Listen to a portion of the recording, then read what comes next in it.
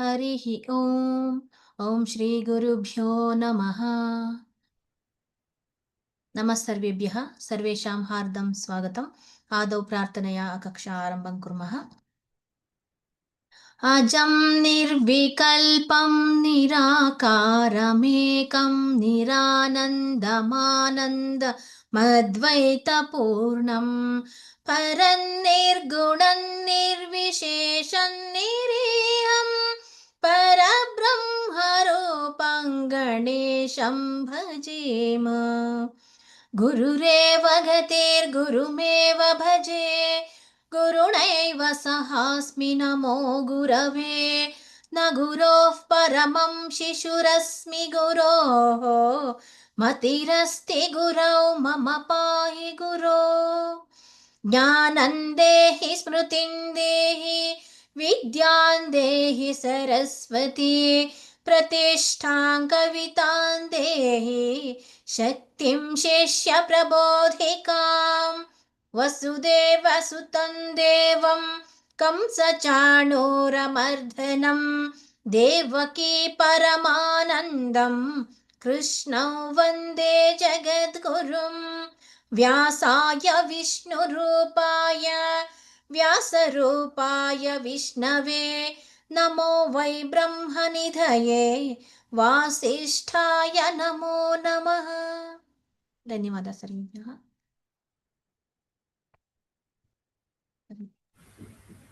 कारयामि वा भगिनी? अस्तु भगिनि।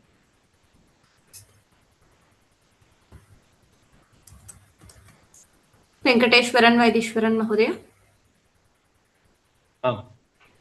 राम राम। एतत् श्लोकं पाठितवती खलु ह्यः? अद्य भवान् इदानीं उवाच हृषीकेशः प्रहसन्निव भारत सेनयोरुभयोर्मध्ये विषीदन्तमिदौ वचः। तमुवाच हृषीकेशः प्रहसन्निव भारत सेनयोरुभयोर्मध्ये विषीदन्तमिदौ वचः। तमुवाच हृषीकेशः प्रहसन्निव भारत सेनयोरुभयोर्मध्ये विषीदन्तमिदौ वचः। उषा सुन्दरं भगिनी।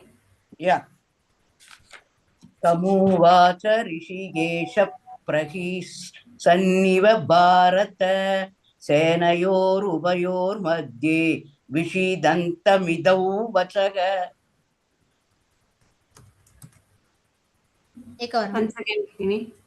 तमुवाच ऋषिकेश अत्र तमु ह्रस्वयव तमु दीर्घन। तमुवाच ऋषिकेशः प्रहसन्निव भारत सेनयोरुभयोर्मध्ये विषीदन्तमिदौ वचः। सम्यक्। देविका चन्द्रन् भगिनी।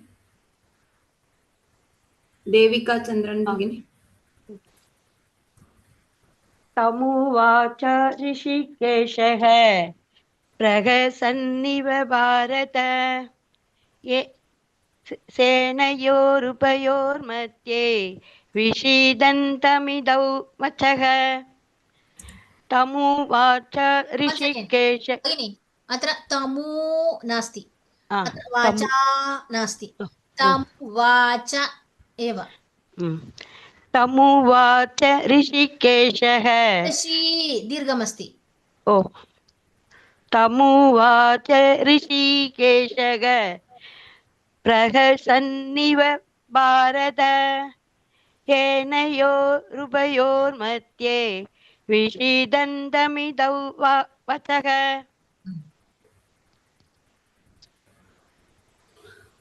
सरसिजा सुरेश भगिनी।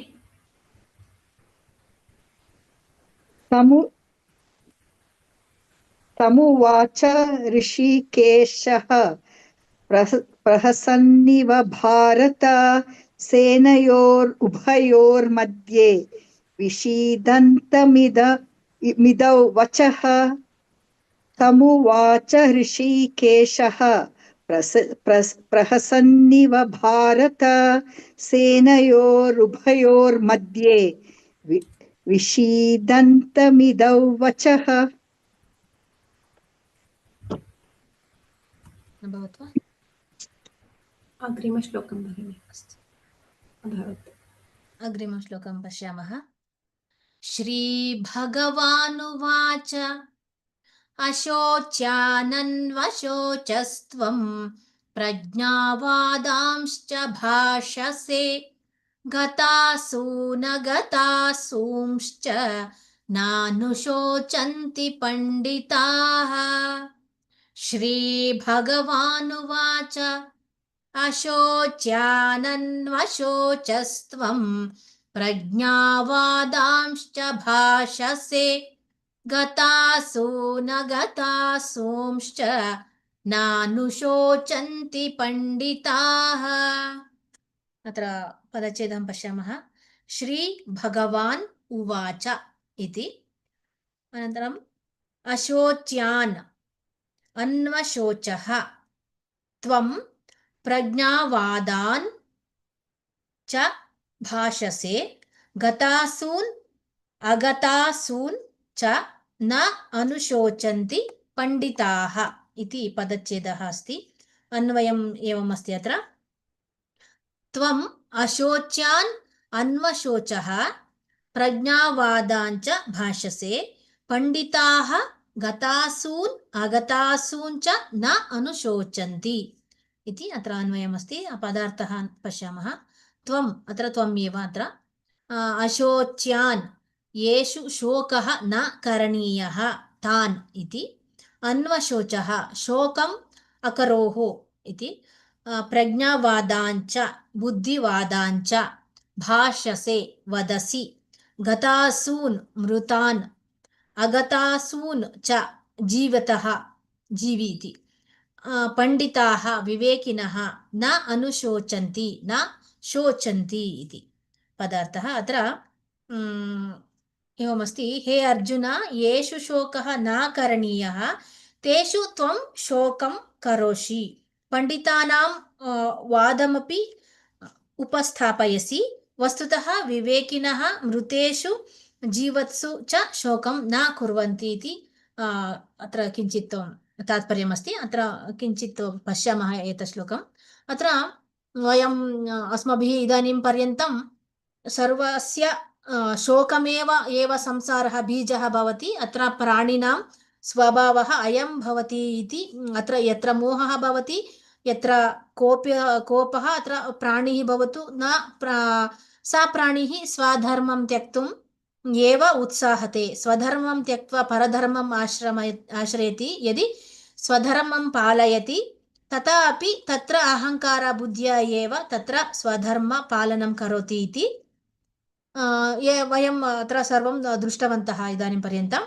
तदेव अत्र अर्जुनः अपि मोहाविष्टः दृष्टवन्तः पूर्वे भवति इति। अत्र अर्जुनः स्वधर्मं त्यक्तुम् इच्छति, परधर्मम् इत्युक्ते सन्यासधर्मम् आचरितुम् इच्छति सः। अतः तत् सर्वं दृष्टम् इतः पर्यन्तं वयम् अत्र दृष्टम् अस्ति। अनन्तरम् अयं श्लोकतः अर्जुनस्य उपदेशः आरभते। अत्र शोचः, अत्र शोचः इत्युक्ते अत्र यस्मिन् शोकः न करणीयः इति, सः अशोच्यः। यस्मिन् शोकः करणीयः सः शोच्यः इति। शोकः न करणीयः तत् अशोच्यः, शोच्यः इति। शोकः करणीयः इत्युक्ते तदपि अशोच्यः इति, सः शोच्यः इति भवति। अत्र अन्वशोचः इत्युक्ते भूतकाले अनु अशोचः, शोचितवान् शोकम् इति कृतवान्। अत्र परं प्रज्ञावादिन्, अत्र प्रज्ञापूर्वकवादः इति भवति। अत्र ज्ञानवतावादः इति अपि वक्तुं शक्यते। अत्र गतासून्, अत्र गतासुः प्रथम भवति। अत्र गतः असुः इति यस्य सः इति भवति। अत्र असुः नाम अत्र प्राणः इति, अत्र मृतः इति, अत्र मृतान् इति भवति। अत्र अगतासून् इत्यत्र ये जीवन्तः सन्ति ते इति अगतासून् इति। पंडिताः अत्र इत्युक्ते पंडः अस्य अस्ति, पंडिताः इति। अत्र पंडः नाम ज्ञानशक्तिः, अत्र आत्मविषयः बुद्धिः इति ये जानति, यस्य सः अस्ति ते एव पंडितः इति। अत्र प्रथममपि आत्मज्ञानः अस्ति, तेन ज्ञानेन तस्य बुद्धिः एव आत्मविषयः अभवत् इति। अत्र आत्मनिष्ठत्वं यस्य अस्ति सः पंडितः इति अत्र अर्थः भवति। पंडिताः मृतेषु अमृतेषु शोकं न कुर्वन्ति इति। यः ज्ञानी अस्ति, ज्ञानवान् अस्ति, सः मृतेषु अमृतेषु अपि शोकं न कुर्वन्ति इति। अत्र प्रज्ञावादां च भाषसे इत्यत्र अत्र पूर्वम् अर्जुनेन धर्मशास्त्रम् स्थापितं। तद् धर्मशास्त्रं विषयः उपस्थापितः। किमर्थं तेन युद्धं त्यक्तव्यम् इति अत्र उक्तमस्ति। तत् सर्वं कीदृशम् आसीत्, प्रज्ञानां वचः एव आसीत् इति अत्र उच्यते एतद्। अनन्तरं अग्रिमश्लोके पंडिताः न अग्रिम अत्र श्लोकमस्ति किल, पंडिताः न अनुशोचन्ति, अत्र न अनुशोचन्ति, तर्हि ते अनुशोचन्ति इति वदामः इति। अत्र चेत् अत्र अपण्डिताः अनुशोचन्ति। पंडिताः इत्युक्ते अज्ञानी इति वक्तुं शक्यते, पंडिताः ज्ञानी इति। अत्र पंडिताः शोकं न कुर्वन्ति, तर्हि अपण्डिताः यस्य आत्मविषयः बुद्धिः नास्ति सः अपण्डिताः इति। अत्र सः शोकं करोति इति।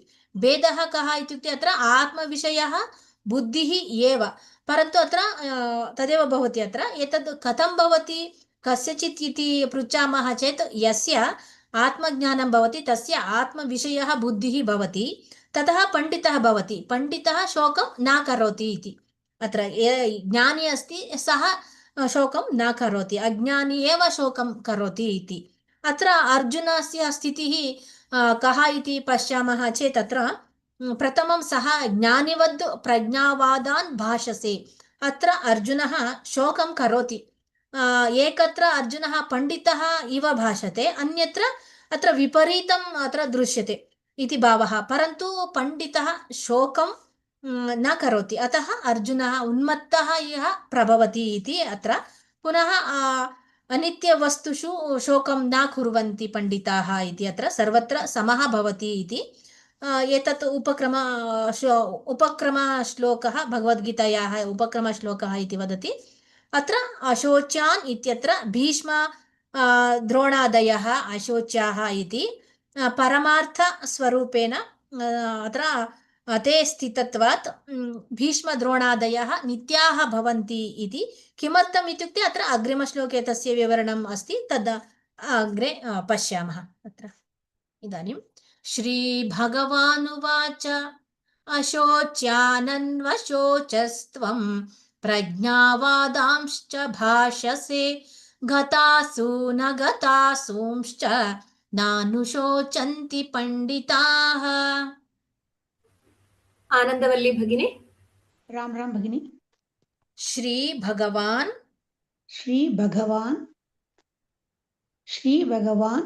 उवाच अशोच्यान्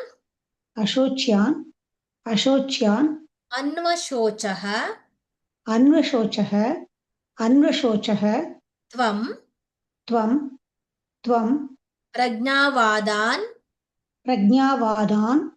प्रज्ञावादान् च भाषसे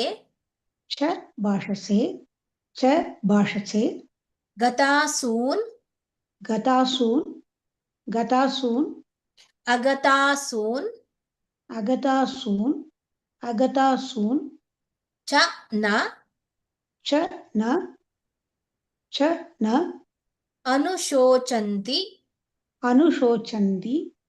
अनुशोचन्ति पंडिताः।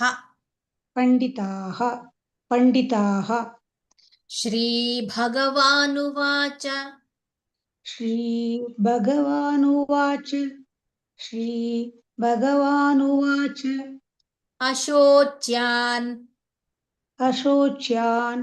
अशोच्यान् अन्वशोचस्त्वम् अन्वशोचस्त्वम् अन्वशोचस्त्वम् प्रज्ञावादान् प्रज्ञावादान् च भाषसे च भाषसे गतासून् गतासून् अगतासूंश्च अगतासूंश्च सूंश्च अगतासूंश्च नानुशोचन्ति नानुशोचन्ति पंडिताः पंडिताः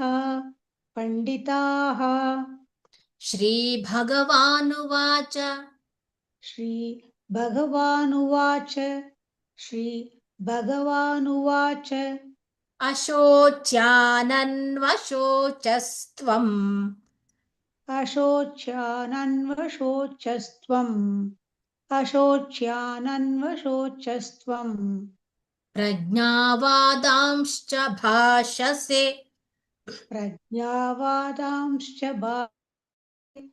प्रज्ञावादांश्च भाषसे गतासूनगतासूंश्च गतासूनगतासूंश्च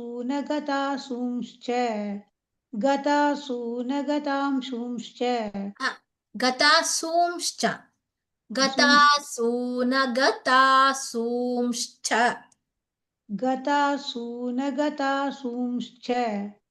गतासूनगतासूंश्च नानुशोचन्ति पंडिताः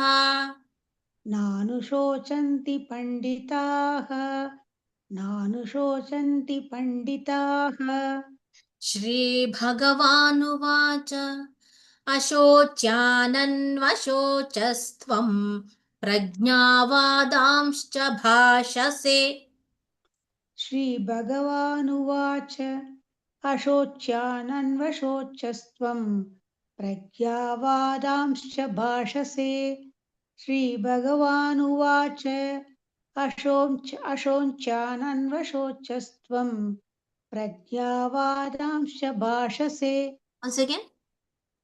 अशोच्यानन्वशोचस्त्वम् प्रज्ञावादांश्च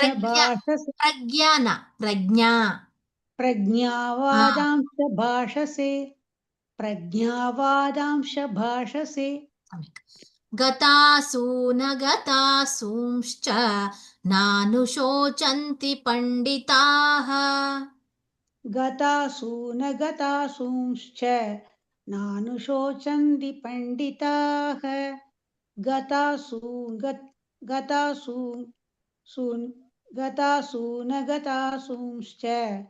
नानुशोचन्ति पंडिताः शोचन्ति slowly recite नानुशोचन्ति पंडिताः गतासूनगतासूंश्च नानुशोचन्ति पंडिताः नानुशोचन्ति पंडिताः full slogan श्रीभगवानुवाच अशोच्यानन्वशोचस्त्वम् अशोच्यानन्वशोचस्त्वम् प्रज्ञावादांश्च भाषसे गतासूनगतासूंश्च नानुशोचन्ति पंडिताः श्रीभगवानुवाच अशोच्यानन्वशोचस्त्वम् प्रज्ञावादांश्च भाषसे गतासूनगतासूंश्च नानुशोचन्ति पंडिताः अर्चना शशिकांत भगिनी श्रीभगवानुवाच अशोच्यनन्वशोचस्त्वम् अशोच्य ह्रस्वन् अस्ति च दीर्घ अस्ति च अशोच्यानन्वशोचस्त्वं प्रज्ञावादांश्च भाषसे गतासु न गतासूंश्च नानु सूंश्च सौंड शुकम् सूंश्च गतासु न गतासूंश्च ना करेक्ट नानुशोचन्ति पंडिताः श्रीभगवानुवाच अशोच्यानन्वशोचस्त्वं प्रज्ञावादांश्च भाषसे गतासु न गतासूंश्च नानुशोचन्ति पंडिताः। कामकोटि भगिनी। श्रीभगवानुवाच बह नास्ति बग बह न ग जी भगवानुवाच अशोच्यानन्वशोचस्त्वं चो नास्ति शो शङ्कर शोस्त्वं शो च अस्ति अपि स्लोलि रिसेट् स्लोलि आगच्छति अशोच्यानन्व पश्यतु किम् अस्ति पश्यतु अशोच्यानन्वशोचस्त्वं सम्यक् प्रज्ञावादांश पदांश नास्ति च अपि अस्ति किल अत्र प्रज्ञावादांश्च भाषसे सम्यक् कथासु न कथाशुंश्च कथा नास्ति ग गता कथा नास्ति ग गता गतासु न कथाशुंश्च किं किं गतासु न गताशुंश्च नानुशोचन्ति पंडिताः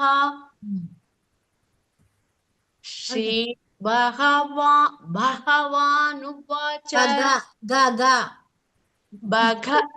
गणेश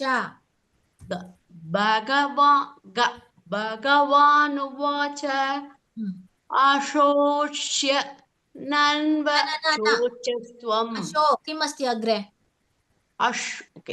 अशोच्य नन्वशोचस्त्वं एव नास्ति अशोच्या अस्ति किल SH भगिनी शङ्करास अशोच्या नन्वशोचस्त्वं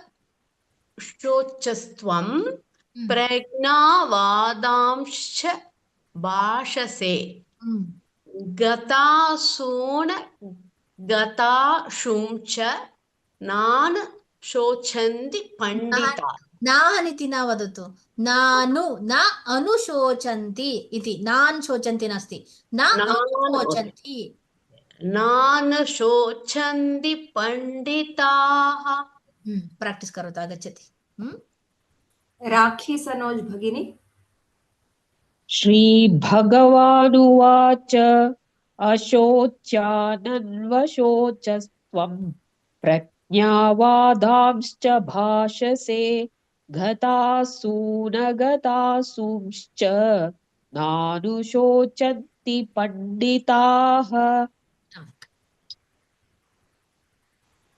once more भगिनी श्रीभगवानुवाच अशोच्यानन्वशोचस्त्वं प्रज्ञावादांश्च भाषसे गतासु न गतासूंश्च नानुशोचन्ति पंडिताः सविता नारंग भगिनी श्रीभगवानुवाच अशोच्यानन्वशोचस्त्वं प्रज्ञावादांश्च भाषसे दान् नास्ति दाम् मकार श्रोतव्यम् वादाम् इति वादांश्च प्रज्ञावादांश्च भाषसे गतासु न गतासूंश्च नानुशोचन्ति पण्डिताः श्रीभगवानुवाच अशोच्यानन्वशोचस्त्वं प्रज्ञावादांश्च भाषसे भगिनी गता वादांश्च सम्यक् नास्ति प्र- वादान् इति नकारान् अत्र न आगच्छति खलु अत्र परसवर्ण किम् अस्ति नकार नास्ति अत्र शकारस्य परसवर्ण अस्ति वा नो चेत् अत्र चकारस्य अस्ति चकार अस्ति किल अग्रे सो अत्र मकार एव वक्तव्यं वादांश्च इति विसर्ग अस्ति चेत् अन्यत् तद् अत्र अनुस्वार खलु अनुस्वारस्य अत्र शकारस्य परसवर्ण नास्ति अतः मकार एव वक्तव्यं वादांश्च वादान् नकार भवति चेत् तत्र सम्यक् न भवति दोषः भवति अस्तु वा प्रज्ञावादांश्च भाषसे गतासु न गतासूंश्च नानुशोचन्ति पण्डिताः अग्रिमश्लोकं पश्यामः न त्वेवाहं जातु नासं न त्वन्नेमे जनाधिपाः न चैव न भविष्यामः सर्वे वयमतः परम् न त्वेवाहं जातु नासं न त्वन्नेमे जनाधिपाः न चैव न भविष्यामः सर्वे वयमतः परम् अत्र अनुस्वारस्य जकार परसवर्ण ञकार अस्ति अत्र अनुस्वार नकार अस्ति न अत्र परसवर्णमस्ति महाप्राणं तदेव किमपि नास्ति अत्र अन्वय पदच्छेदं पश्यामः इदानीं न तु एव अहं जातु न आसम् अनन्तरं न त्वं न इमे जनाधिपाः इति प्रथमम् अत्र पङ्क्ति द्वितीयपङ्क्तिम् अस्ति अत्र न च एव न भविष्यामः सर्वे वयम् अतः परम् इति अत्र अस्ति किञ्चित् भ्रमः भवति सम्यक् अस्ति परन्तु किञ्चित् भ्रमः जायते पश्यामः इदानीम् अत्र अन्वयम् एवं भवति अत्र अहं जातु न आसम् इति तु न एव इति तु न एव इति अत्र परन्तु न तु एव त्वम् आसीः न इमे जनाधिपाः आसन् न अतः परं वयं सर्वे न च एव भविष्यामः इति च नैव इति भवति नैव इति अत्र किम् अस्ति इत्युक्ते अत्र अहं जातु न आसम् इति तु नैव अत्र सर्वदा अस्मि इति अत्र भावः अस्ति अनन्तरं त्वं जातु नासीः इति तु नैव न इमे जनाधिपाः आसन् इति तु नैव अत्र जातु नासम् इति वयं सर्वे न भविष्यामः इति च नैव इति भवति अत्र शरीरस्य जननात् पूर्वम् अपि अहम् आसम् अनन्तरं अत्र इति भावः अस्ति तथैव त्वामपि तव शरीरस्य जननात् पूर्वं त्वामपि आसीः तथैव इमे जनाधिपाः अपि तेषां शरीरजननात् प्राक् ते अपि आसन् इति अत्र शरीर प्रध्वंसनात् इति अत्र भवति अग्रे पश्यामः तद् इदानीं पदार्थं पश्यामः अत्र पदार्थम् एवम् अस्ति अहमेव जातु कदाचिदपि इति न तु एव न आसम् अत्र अवश्यम् आसम् इति भवति त्वं न तु एव न आसीः अत्र त्वमपि अवश्यम् आसीः इति भवति इमे एते जनाधिपाः अत्र राजानः न तु एव न नासन् अवश्यम् आसन् इति अत्र अतः परम् इतः ऊर्ध्वं सर्वे वयं समस्ताः इति न च एव न भविष्यामः अवश्यं भविष्यामः इति अग्रे इति अत्र पदार्थः एवम् अस्ति अत्र इदानीं पश्यामः अत्र शरीरप्रध्वंसनात् परं वयं सर्वे भविष्यामः इति एव अत्र अन्यत् अपि शरीरः अनित्यः इति अत्र अन्वयं भवति अत्र इदानीं वयं दृष्टवन्तः खलु अन्वयं तदेव अत्र आत्मनित्यः अनादिः शरीरस्य लक्षणः इत्युक्ते अत्र इदानीं श्लोक शरीरस्य लक्षण किम् अस्ति इति अत्र तद्वदति अत्र प्रथमम् अस्ति प्रागभावः इति द्वितीयं प्रध्वंसाभावः इति भवति इमौ द्वौ शरीरस्य लक्षणे भवतः इति यस्य प्राग् अभावः प्रध्वंसाभावः च नष्टः तद् नित्यम् अतः अत्र अहं पूर्वे आसम् अधुना अस्मि अग्रे अपि भविष्यामि अत्र इति अहम् अत्र पूर्वे आसम् इत्युक्ते अत्र आत्मं वक्तुं शक्यते आत्मा एव पूर्वे अपि आत्मा आसीत् इदानीमपि अस्ति अग्रे अपि भविष्यति इति अर्थः अत्र भवति अत्र किञ्चित् अत्र अवगमनं भवति अनन्तरं इत्यनेन अत्र मम प्राग्भावः प्रध्वंसभावः नास्ति अतः प्रागभावः रहिता अस्मि प्राग्वंसभावः रहिता अस्मि अतः अहं नित्यः इति अत्र आत्मा सर्वदा नित्यः खलु जननात् पूर्वम् एव तदस्ति जनने अपि अस्ति अनन्तरम् अपि भविष्यति इति अर्थः आसीत् अस्ति भविष्यति इति अर्थः अत्र आत्मा अविनाशी इति अग्रिमश्लोकात् वयं पश्यामः तद् अनन्तरं एकात्मवादः इति अत्र भविष्यति अत्र एकः एव आत्मा अस्ति इति अत्र अन्यत् अपि आत्मवादः भवति नानात्मवादः इति अत्र सर्वेषु जीवेषु पृथक् पृथक् आत्मनः सन्ति इति तद् देहे भेदानुवृत्या बहुरचनं नात्मभेदा भिन्नाभिप्रायेण इति अत्र अन्यत् अपि व्याख्यानम् अस्ति तद् अग्रिमश्लोकात् अत्र पश्यामः इदानीं न त्वेवाहं जातु नासं न त्वन्नेमे जनाधिपाः न चैव न भविष्यामः सर्वे वयमतः परम्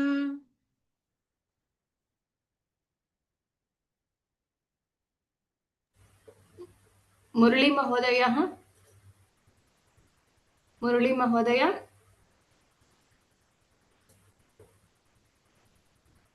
मुरली महोदय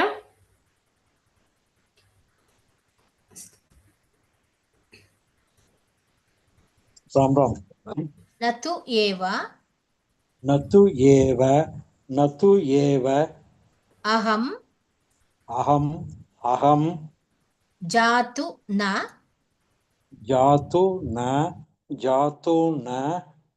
आसं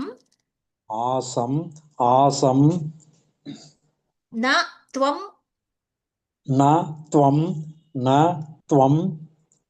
न इमे जनाधिपाः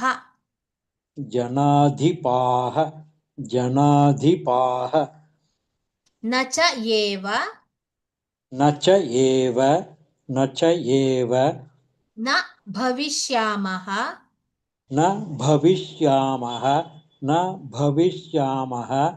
सर्वे वयं अतः परम्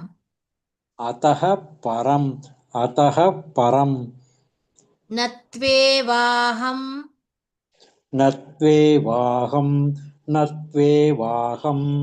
जातु नासं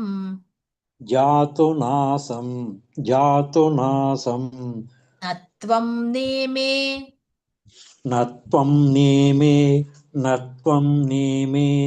जनाधिपाः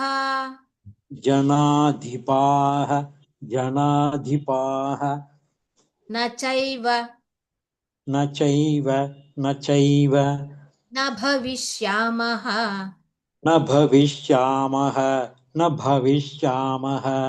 सर्वे वयमतः परम्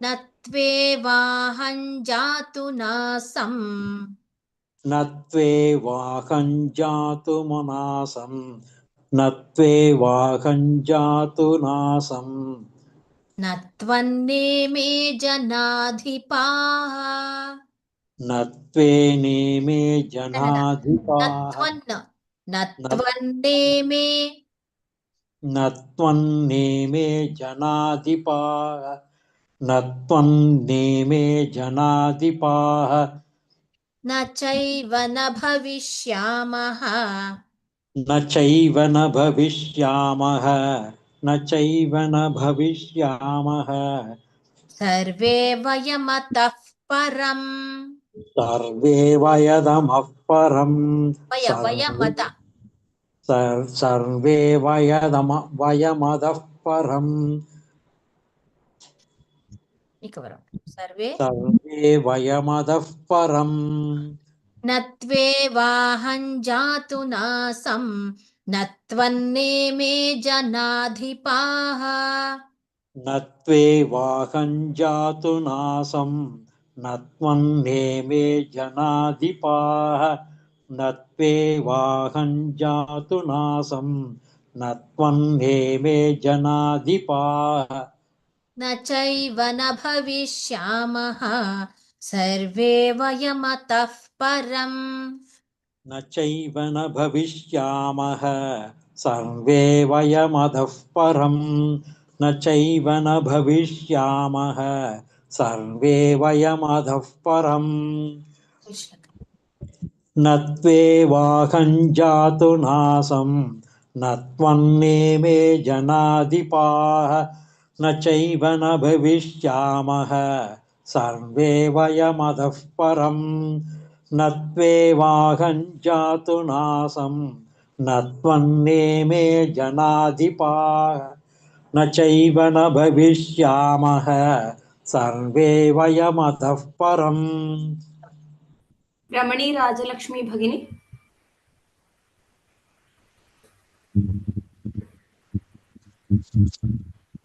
न त्वेवाहं जातु नासं न त्वन्नेमे जनाधिपाः न चैव न भविष्यामः सर्वे वयमतः परम् न त्वेवाहं जातु नासं न त्वन्नेमे जनाधिपाः न त्वन्नेमे न त्वन्नेमे जनाधिपाः दीर्घमस्ति जनाधिपाः जनाधिपाः न चैव न भविष्यामः सर्वे वयमतः परम् श्रीलता रामकुमार भगिनी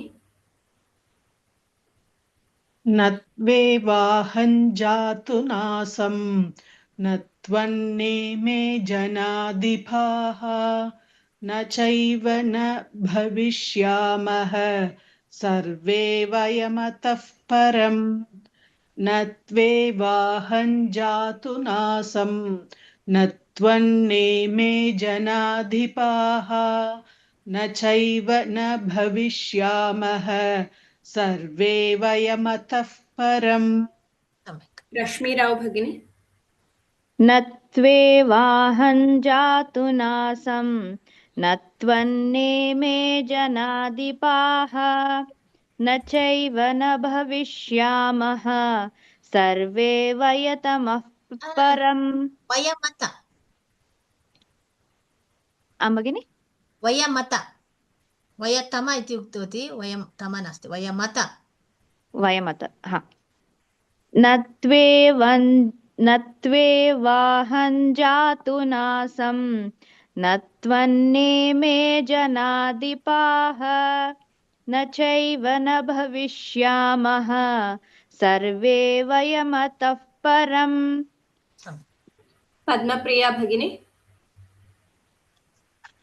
न त्वेवाहं जातु नासं न त्वन्नेमे जनाधिपाः न चैव न भविष्यामः सर्वे वयमतः परम् न त्वेवाहं जातु नासं न त्वन्नेमे जनाधिपाः न चैव न भविष्यामः सर्वे वयमतः परम्।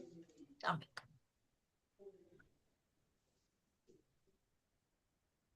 भवतु अस्तु, अग्रिमश्लोकं पश्यामः। देहिनोऽस्मिन् यथा देहे कौमारै यौवनञ्जरा तथा देहान्तरप्राप्तिः धीरस्तत्र न मुह्यति। देहिनोऽस्मिन् यथा देहे कौमारै यौवनञ्जरा तथा देहान्तरप्राप्तिः धीरस्तत्र न मुह्यति। अत्र पदच्छेदः। देहिनः अस्मिन् यथा देहे कौमारं यौवनं जरा तथा देहान्तरप्राप्तिः धीरः तत्र न मुह्यति इति अस्ति। अन्वयम् अस्ति। देहिनः अस्मिन् देहे यथा कौमारं यौवनं जरा च तथा देहान्तरप्राप्तिः तत्र धीरः न मुह्यति इति अर्थः। अत्र यथा एतत् भावः भवन्ति तथा अपरदेहः प्राप्तिः अपि तथैव भवन्ति इति। अनन्तरं पदार्थः। यथा येन प्रकारेण देहिनः आत्मनः अस्मिन् एतस्मिन् देहे शरीरे कौमारं बाल्यं, अत्र कौमारम् इत्युक्ते कुमारस्य भावः, कुमारस्य भावः अप्राप्त प्रजनन शक्ति नास्ति, सः कुमारः इति वक्तुं शक्यते। तत् अपि अन्यत् अस्ति अत्र। अनन्तरं यौवनं यूनस्य भावः इति युवन्, अत्र तरुणः इति वक्तुं शक्यते, तारुण्यम् इति यौवनम् इत्युक्ते। जरा अत्र वृद्धत्वम् इति। तथा तेन प्रकारेण देहान्तरप्राप्तिः अन्यशरीरलाभः इति। धीरः अत्र पण्डितः तत्र तस्मिन् विषये न मुह्यति न शोचति। पूर्वतनश्लोके दृष्टवन्तः किल, पण्डिताः न शोचन्ति इति, तदेव अत्र शोचति इति अत्र अस्ति। अत्र तावदेव अस्ति। अत्र तात्पर्यम् एवमस्ति। आत्मनः कौमारं यौवनं जरा चेत्येवम् अवस्थाः तथा भवन्ति, तथा देहान्तरप्राप्तिः अपि भवति, अतः विवेकी तस्मिन् मोहं न गच्छति इति अत्र तात्पर्यम् अस्ति। अत्र भगवतः उपदेशः आरब्धः अस्मिन् श्लोके। 11 श्लोके अत्र 11 श्लोकतः पर्यन्तं अत्र कार्यं श्लोके किं पण्डितानां कार्यं किं ते किं कुर्वन्ति अथवा त्वं किं करोषि इत्येतद् अत्र प्रदर्शयति। पुनः अत्र शोकं मा कुरु इति आदिशति भगवन्तः। अनन्तरं अशोच्येषु भवतः शोकः न करणीयः, भवान् तु प्राज्ञावादान् भाषते, परन्तु पण्डिताः गतासून् अगतासून् च न शोकं कुर्वन्ति। अनन्तरं भवान् तु अशोच्येषु भवान् शोकं करोति, अतः एवं तत्र वैपरीत्यं दर्शयित्वा तत्र अर्जुनः मूढः अस्ति इति तत्र प्रदर्शयति भगवान्। पुनः तत्र 12 श्लोके पुनः आत्मलक्षणं वक्तुम् आरभते। तत्र पूर्वमपि आसम्, इतः परमपि भविष्यामि, तथैव त्वामपि इतः पूर्वम् आसीः परम् अपि भविष्यति। ततः इमे जनाधिपाः, अत्र जनाधिपराजानः अत्र किमपि वक्तुं शक्यते। अत्र यदा पूर्वम् आसन् परमपि भविष्यति इति अत्र दृष्टम्। इतः पूर्वम् इत्यनेन अत्र शरीरजननात् प्राक् इत्यनेन अस्माभिः अवगमन्तम्। अत्र अस्माकम् अस्मिन् लोके जननात् पूर्वम् अपि वयम् आस्म इति अत्र भावः अस्ति। अनन्तरं तथैव शरीरनाशात् परम् अपि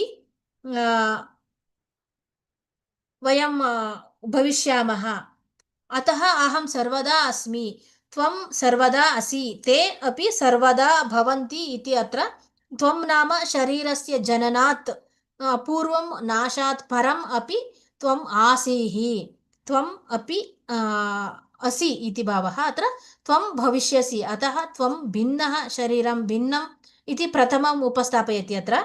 तथा शरीरम् अनित्यं, त्वम् अपि अनित्यः, तव जननं नास्ति, अतः तव नाशः अपि न भवति इति अत्र भावः।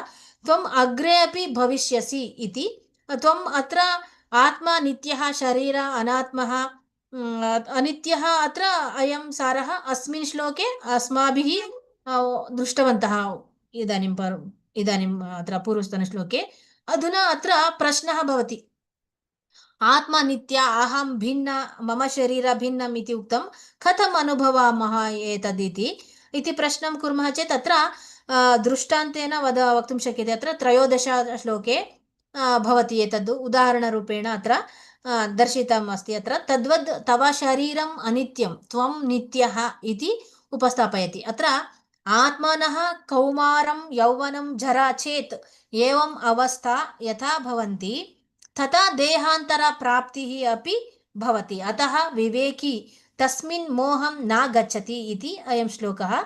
अनन्तरं एतद् अस्मिन् देहस्य इनि भावाः भवन्ति, कुमारत्वं, यौवनत्वं तथा जरा च अस्मिन् देहे भवति। अत्र परिवर्तनानि दृश्यन्ते, अत्र सोपानानि अत्र द्रष्टुं शक्यते। अत्र एवमेव अत्र यदा अहं बाल्यकाले यादृशः भावः अहम् आसीत्, स भावः एव अधुना रीति वृद्धत्वे अथवा तरुणावस्थायां च एव भावः भवति अस्मासु। परन्तु अस्माकं शरीरः तु परिवर्तनं भवति एव, तथैव देहान्तरप्राप्तिः इति। अत्र यदि अपरशरीरं प्राप्नुमः तथैव स एव भावः भवति इति तात्पर्यं भवति। अत्र आत्मनः परिवर्तनः न भवति इति।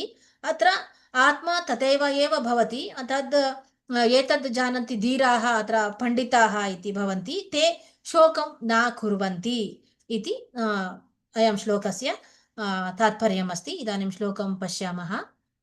देहिनोऽस्मिन् यथा देहे कौमारे यौवनञ्जरा तथा देहान्तरप्राप्तिः धीरस्तत्र न मुह्यति।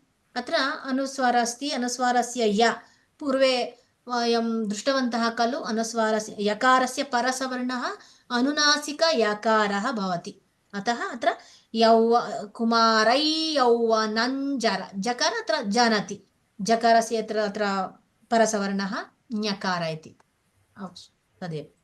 गुरुमूर्ति महोदयः। देहिनः अस्मिन् यथा देहे कौमारं यौवनं जरा तथा देहान्तरप्राप्तिः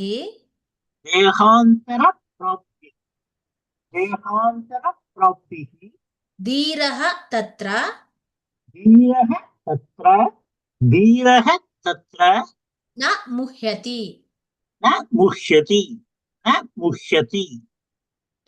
देहिनोऽस्मिन्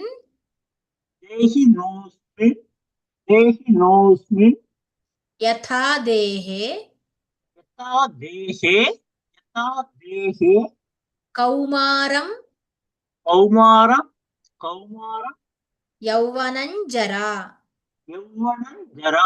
यौवनञ्जरा तथा देहान्तरप्राप्तिः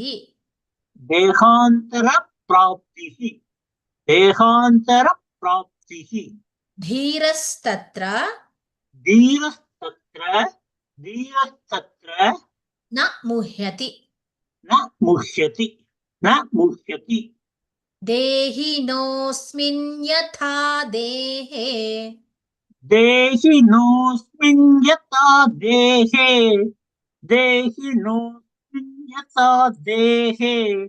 कौमारै यौवनञ्जरा कौमारै यौवनं जरा कौमारै यौवनं जरा तथा देहान्तरप्राप्तिः तथा देहान्तरप्राप्तिः तथा देहान्तरप्राप्तिः धीरस्तत्र न मुह्यति धीरस्तत्र न मुह्यति धीरस्तत्र न मुह्यति देहिनोऽस्मिन् यथा देहे देहिनोऽस्मिन् यथा देहे देहिनोऽस्मिन् यथा देहे कौमारै यौवनञ्जरा कौमारै यौवनं जरा कौमारै यौवनं जरा तथा देहान्तरप्राप्तिः तथा देहान्तरप्राप्तिः तथा देहान्तरप्राप्तिः धीरस्तत्र न मुह्यति धीरस्तत्र न मुह्यति धीरस्तत्र न मुह्यति देहिनोऽस्मिन् यथा देहे कौमारै यौवनञ्जरा देहिनोऽस्मिन् यथा देहे कौमारै यौवनं जरा देहिनोऽस्मिन् यथा देहे कौमारै यौवनं जरा तथा देहान्तरप्राप्तिः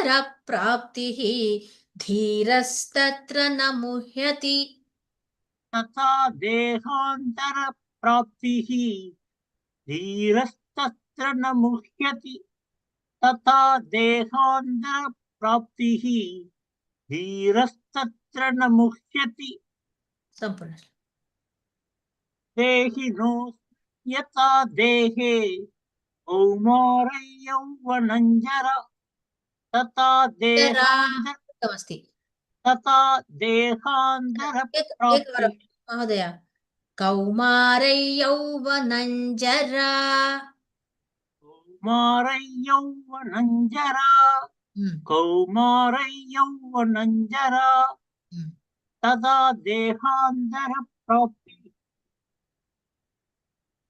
धीरस्तत्र मुह्यति धीरस्तत्र धीरस्तत्र न मुह्यति धीरस्तत्र न मुह्यति देहिनोऽस्मिन् यथा देहे कौमारै यौवनं जरा तथा देहान्तरप्राप्तिः धीरस्तत्र न मुह्यति देहिनोऽस्मिन् यथा देहे कौमारै यौवनं जरा तथा देहान्तरप्राप्तिः धीरस्तत्र न मुह्यति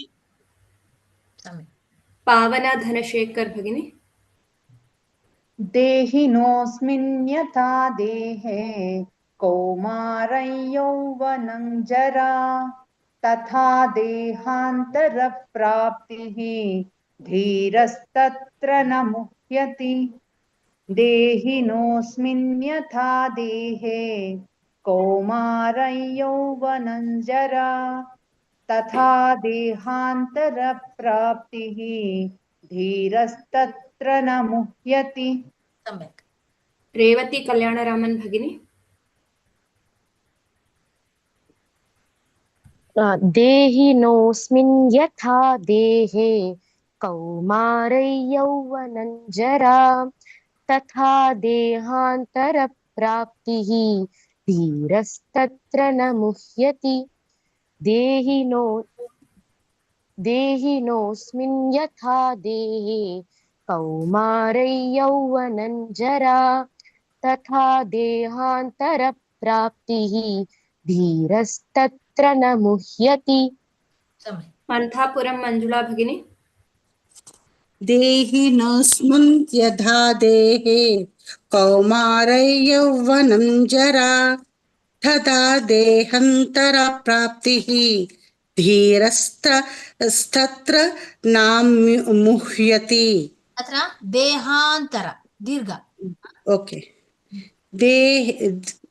देहिनो करेक्ट है ना Correct. देहिनोऽस्मन् यदा देहे स्मन्न नास्ति स्मिन् देहिनोऽस्मिन् ओके देहिनोऽस्मिन् यथा देहे कौमारै यौवनं जरा तथा देहान्तरप्राप्तिः देहान्तर नास्ति देहान्तर ओके तथा देहान्तरप्राप्तिः धीरस्त्र न मुह्यति धीरस्तत्र न मुह्यति हरिणी प्रिया शिवरामन् भगिनी देहिनोऽस्मिन् ओके देहिनोऽस्मिन् यथा देहे म्यूट् मध्ये वदतु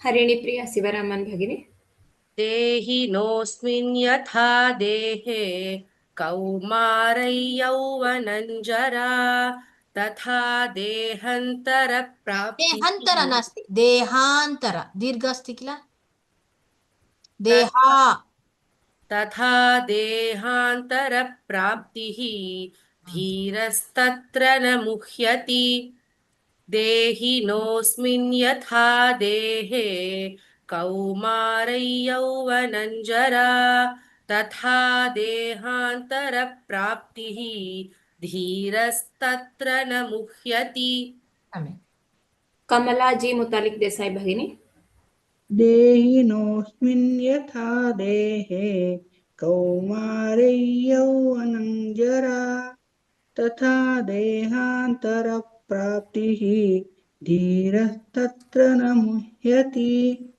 देहिनोऽस्मिन् यथा देहे कौमारै यौवनं जरा तथा देहान्तरप्राप्तिः धीरस्तत्र न मुह्यति के.एस. रेवती भगिनी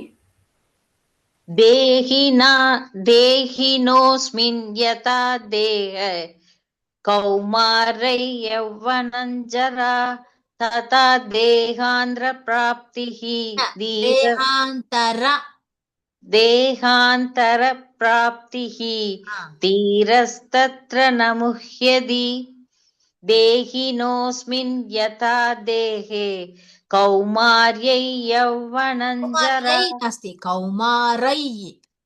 कौमारै यौवनं जरा तथा देहान्तरप्राप्तिः देहान्तर न भगिनी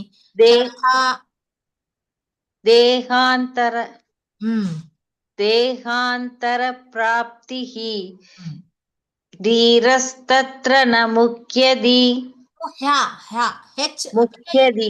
मुह्यति इदानीं समापयामः तमुवाच हृषीकेशः प्रहसन्निव भारत सेनयोरुभयोर्मध्ये विषीदन्तमिदौ वचः श्रीभगवानुवाच अशोच्यानन्वशोचस्त्वं प्रज्ञावादांश्च भाषसे गतासु न गतासूंश्च नानुशोचन्ति पण्डिताः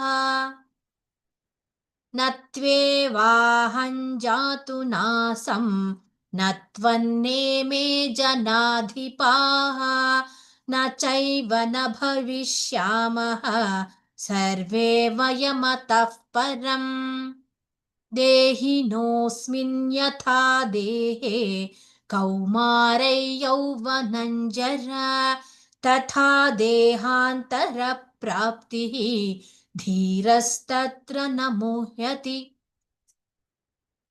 यत्र योगेश्वरः कृष्णः यत्र पार्थो धनुर्धरः तत्र श्रीर्विजयो भूतिः ध्रुवा नीतिर्मतेर्मम सर्वे भवन्तु सुखिनः सर्वे सन्तु निरामयाः सर्वे भद्राणि पश्यन्तु मा कश्चित् दुःखभाग् भवेत् काले वर्षतु पर्जन्यः पृथिवी सस्यशालिनी लोकोऽयं क्षोभरहितः ब्राह्मणाः सन्तु निर्भयाः स्वस्ति प्रजाभ्यः परिपालयन्तां न्यायेन मार्गेण महिषाः गोब्राह्मणेभ्यः शुभमस्तु नित्यं लोकाः समस्ताः सुखिनो भवन्तु लोकाः समस्ताः सुखिनो भवन्तु